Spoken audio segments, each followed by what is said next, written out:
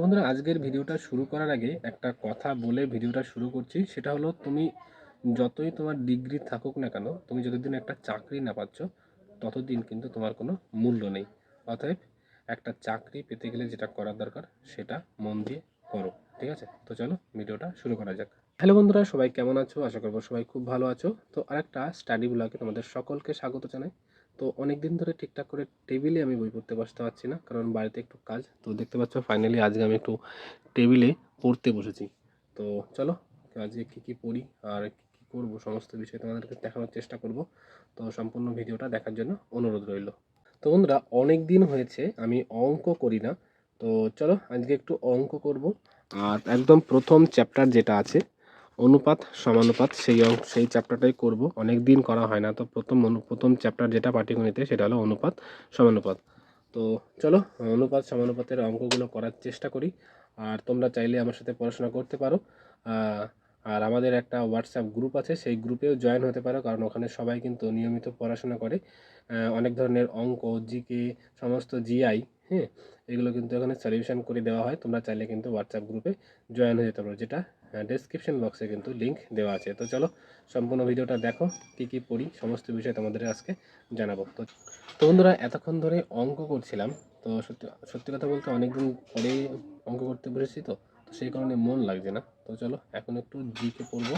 তো মোটামুটি আমি এখানে 27-28টা মতো অনুপাত সমানুপাতের এই যে প্রথম যে চ্যাপ্টারটা, প্রথম যে পেজটা আছে এই পেজটা কমপ্লিট করলাম। তো চলো এখন একটু জিকে পড়া যাক। তো জিকে দেখি কী পড়ি। অন্তত আমি জিকেতে মেনলি তোমরা জানো এই যে রেলের চ্যালেঞ্জার, এই বইটাই পড়ি। তো চলো একটু পড়া যাক, তারপরে তোমাদের সাথে পড়তে পড়তে কথা হচ্ছে। তো বন্ধুরা, আগের দিন রাত্রেবেলা আমি এই মহাবীরটা দেখতে পাচ্ছ, মহাবীরের জৈন ধর্ম, এখান থেকে আমি এর আগে কিন্তু শেষ করেছিলাম। তো ঠিক আছে, তো এখন ওই মহাবীর এর জৈন ধর্ম থেকে শুরু করব। জৈন ধর্মটা এবং গৌতম বুদ্ধের বৌদ্ধ ধর্মটা, এই দুটো টপিক ক্লিয়ার করব। তো চলো এই দুটো পড়া যাক। পরে আবার স্নান করব, স্নান টান করে খাওয়া দাওয়া করে একটু রেস্ট করব। বিকেলে আবার পড়ানো আছে। আর এখান থেকে যে ইম্পর্টেন্ট কোশ্চেন সেগুলো তোমাদের সাথে আমি নিজে পড়ে তারপরে তোমাদের সাথে আলোচনা করছি। তো যাই হোক বন্ধুরা, এতক্ষণ ধরে এই দুটো টপিক পড়লাম, এখন বাজে প্রায় 2টো। তো তোমাদেরকে আমি একটু দেখানোর চেষ্টা করব এবং বলানোর চেষ্টা করব। দেখতে পাচ্ছ জৈন ধর্ম এবং বৌদ্ধ ধর্ম। তো এখানে যে ইম্পর্টেন্ট কোশ্চেনগুলো আমি দেখলাম সেটা হলো, তোমাদেরকে একটু বলছি যে মহাবীরের যে জৈন ধর্মের প্রবর্তক ছিলেন, তিনি তিনি যে ধর্ম প্রবর্তন করেছিলেন সেই ধর্ম কোন কোন রাজারা গ্রহণ করেছিল, যেটা কিন্তু খুব ইম্পর্টেন্ট প্রশ্ন, কিন্তু পরীক্ষায় প্রচণ্ড পরিমাণে আসে। আমি বলে দিচ্ছি: বিম্বিসার, অজাতশত্রু, দ্বিতীয় চন্দ্রগুপ্ত, চন্দ্রগুপ্ত, কলিঙ্গ রাজা খারবেল, এরা কিন্তু এই ধর্মটা কিন্তু গ্রহণ করেছিল। এছাড়াও আরেকটা কোশ্চেন যেটা খুব আসে সেটা হলো মহাবীরের মৃত্যু স্থান কোথায়, কোথায় তার মৃত্যু হয়েছিল এবং কত সালে মৃত্যু হয়েছিল।